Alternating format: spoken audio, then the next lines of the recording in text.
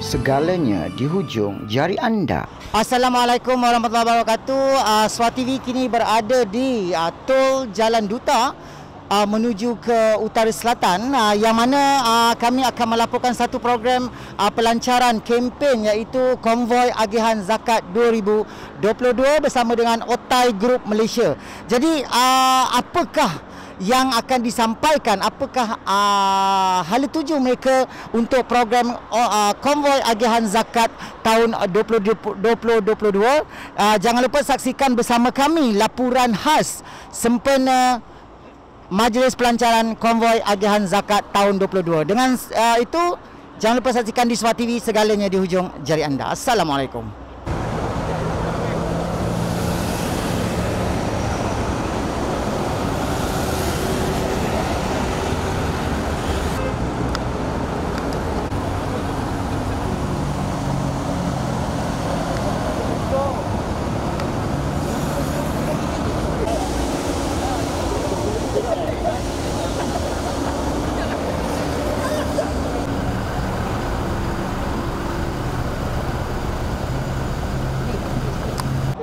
Bismillahirrahmanirrahim. Assalamualaikum warahmatullahi taala wabarakatuh. Jadi hari ini 14 hari bulan, bersama dengan hari Khamis jam 10 pagi, kita akan buat konvoi untuk 6 negeri. Dan konvoi ini kita memang buat setiap tahun pada bulan Ramadan untuk kita bagi kepada asnaf. Jadi apa yang kita bawa adalah sebanyak 1,200 pack bersama dengan wang tunai untuk kita serahkan kepada 1,200 orang fakir miskin dan asnaf di 6 negeri. Jadi yang paling seronok apabila saya cuba lahirkan usahawan di dalam AKIM ni ataupun Akademi Keuangan Islam, dan saya bawa anak-anak murid saya supaya mereka menyerahkan sendiri kepada asnaf dan fakir miskin daripada hasil jualan yang mereka dapat. Jadi kita kumpul setiap bulan, dan setiap bulan kita hantar kepada Palestin. Kita juga bantu kepada anak-anak yatim dan asnaf. Tetapi yang ini memang rutin setiap tahun lah. Setiap tahun kita keluar untuk serah. Sebab kita nak mengambil sempena keberkatan bulan Ramadan Al-Mubarak ni. Kita dah buat lama dah. Lebih 10 tahun dah kita buat. Ini katakan agihan zakat untuk 2022. Okey, berapa agihan daripada berapa syarikat ataupun bagaimana yang pungutan zakat itu diambil? Agihan kita bagi kepada 1,200 fakir miskin dan asnaf dengan nilai 420,000, tak termasuk kos yang lain-lain. Dan untuk yang menyumbang zakat itu daripada mana usahawan-usahawannya? Usahawan di bawah Otai Group, daripada perniagaan mereka, itulah yang mereka sumbang sebanyak 2.5% daripada jualan. Okey, daripada Otai Group tu berapa jenis, berapa ramai usahawan yang terlibat dalam bantuan? Kita hari ini ada 300 orang lebih usahawan di bawah kita Otai Group. Keseluruhan tu? Kita ada 400 orang lebih dah. Ya. Jelajah ni dia satu Malaysia ke, ada berapa negeri ke, macam mana? 6 negeri. KL, Selangor, Perak, Pulau Pinang, Kedah, Perlis. Okey, apa khabar? Alhamdulillah.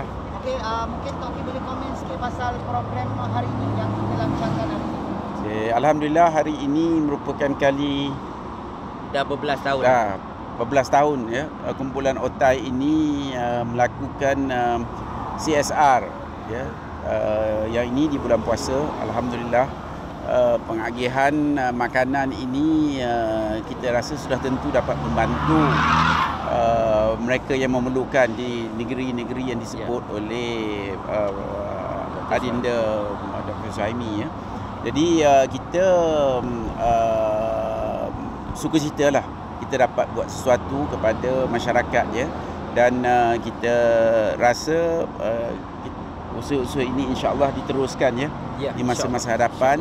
Dan saya juga ingin mengambil kesempatan ini mengucapkan tahniah kepada Otai kerana berjaya melakukan kerja-kerja CSR ni dah berbelas kali ya. Tahun lepas pun banyak hantar ke utara, macam-macam lah dengan berbagai kumpulan ya. Tapi ini ingat dia orang sendiri hari ni. Tahun ini dia orang buat sendiri daripada duit-duit hasil zakat yang mereka kutip usahawan dalam grup kumpulan ini.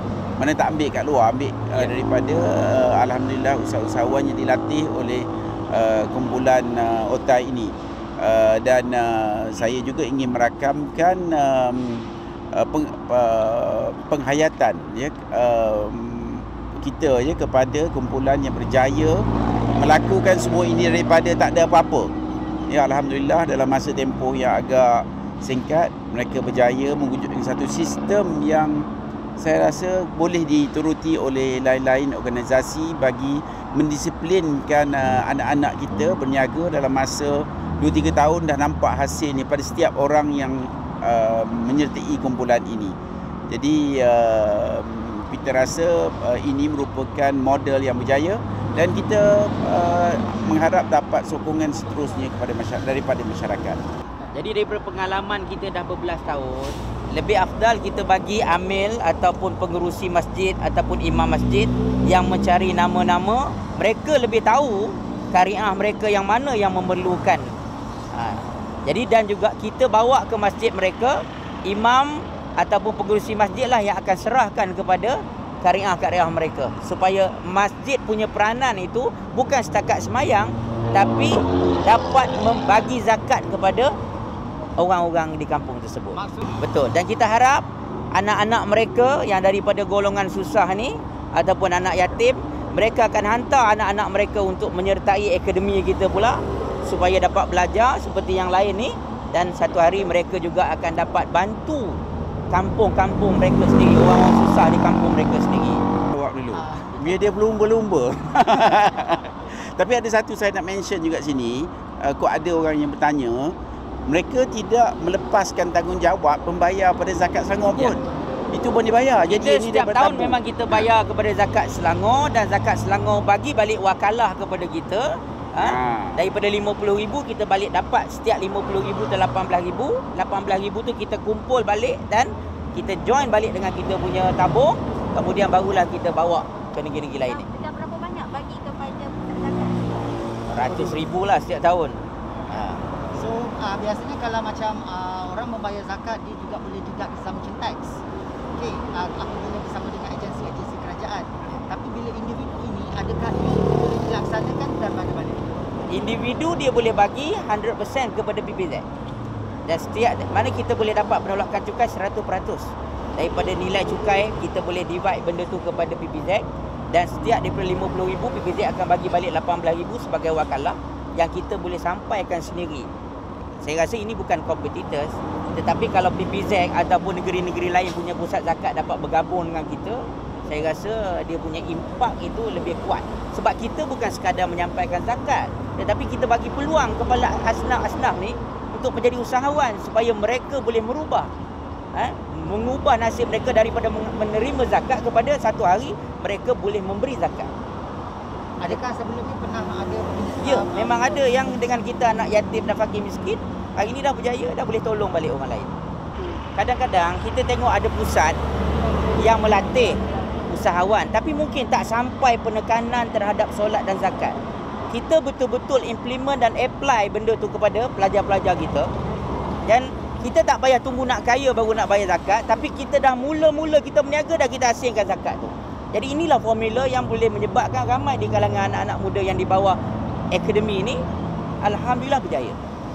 Adakah secara ini boleh offer kepada usahawan-usahawan di luar sana untuk berserta dalam grup ini untuk supaya melaksanakan zakat secara telus dan ikhlas dan mendapat keberakatannya? Memang pasti janji Allah itu benar. Saya juga menyeru kepada orang-orang yang berniaga, jangan tunggu kaya baru nak bagi zakat. You bayar zakat dulu baru you boleh kaya. Sebab zakat itulah yang sebenarnya yang membawa keberkatan. Okey Toki, saya nak komen sikit apabila pembagian zakat ni kadang-kadang di Malaysia sendiri kadang-kadang tidak telus. Okey, bagaimana pendapat Toki tentang ini? Ini satu isu lah. Tapi kita nak komen nanti sekarang ramai yang berwarga nanti sekarang. Tapi tak apa, itu kita komen kemudian. Kita dalam proses juga pasal kita dapat input. Dapat input ramai daripada contohnya asnaf-asnaf yang patut dapat, kata dia orang tak dapat. Daripada 8 golongan itu ada yang tak dapat. ada yang dapat terlalu sedikit. Contohnya orang yang masuk asnaf mu'alaf, asnaf yang untuk bayar hutang. Jadi kita tak tahu, tapi kita harap pihak zakat melihat perkara ini secara serius. Pasal ada yang kita tengok dia punya perbelanjaan tu bukan kita nak itu, tapi ini orang mengadulah. Katanya bangunan zakat Baitul Mal komen lawa belanja banyak contohnya. Jadi itu pun satu benda pasal kita perlu kepada keperluan asas. Kalau nak melawar tu saya rasa mungkin bukan directly patutnya dibuat oleh lembaga yang patut membantu. Ya, kalau korporat besar bolehlah.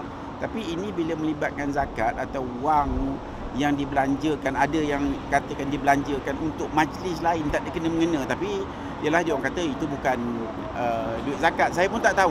Tapi ini insya-Allah kita dalam ada kumpulan-kumpulan tertentu yang akan memberi maklumat kepada kita untuk membuka kelemahan-kelemahan yang perlu diatasi. Saya minggu lepas lebih kurang minggu lepas saya pergi ke salah satu pusat zakat di Malaysia. Saya dengar peruntukan duit zakat yang dia orang dapat kolek 200 juta lebih untuk latihan saja 40 juta. Kita melatih orang tanpa duit pun.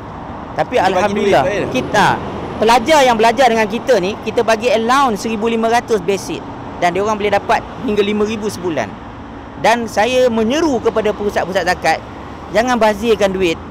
Apa salahnya kolaborasi dengan kita?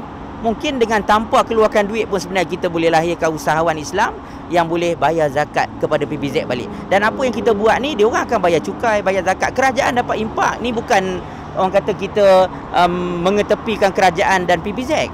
Tapi kita nak supaya kalau dengan sistem yang ada dalam Otai Group ni, cukai lebih banyak kerajaan boleh collect dan juga pusat zakat pun dapat banyak collection daripada ni. Kerana apa? Saya nampak mungkin sistem pendidikan hari ini tidak begitu menekankan.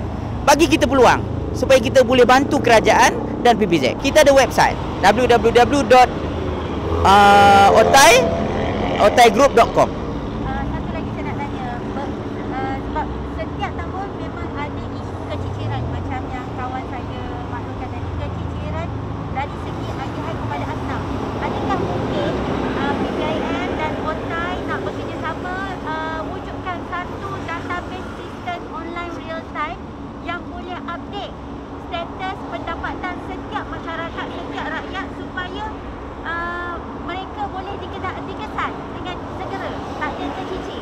Ya, saya rasa itu satu cadangan atau persoalan yang cukup baik yang mungkin kita terlepas pandang lah. Jadi kalau mungkin dapat didaftarkan, di-collect sebagai data dan kita boleh identify syarikat yang mampu kadang-kadang tak sanggup, yang sanggup, mampu dan boleh buat untuk menjadikan agenda ini satu agenda untuk menjadikan asnaf kepada membayar zakat. Okey, bagi mereka yang asnaf di luar sana yang tak dapat dengan pihak yang tertentu, boleh menghubungi Otai untuk memaklumkan pribadi mereka. Mungkin boleh hubung pegawai kita bahagian ni, nombor telefon mungkin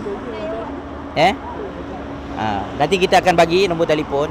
Cuma kami minta orang Melayu, terutamanya orang Islam, tolong doakan supaya Otai Group terus maju jaya, berkembang, supaya kita dapat bela nasib-nasib orang-orang miskin dan asnaf ni di tahun-tahun hadapan, insya-Allah. Otai Group persatuan ataupun dia syarikat?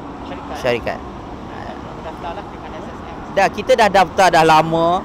Kemudian kita dah ada lesen franchise pun. InsyaAllah.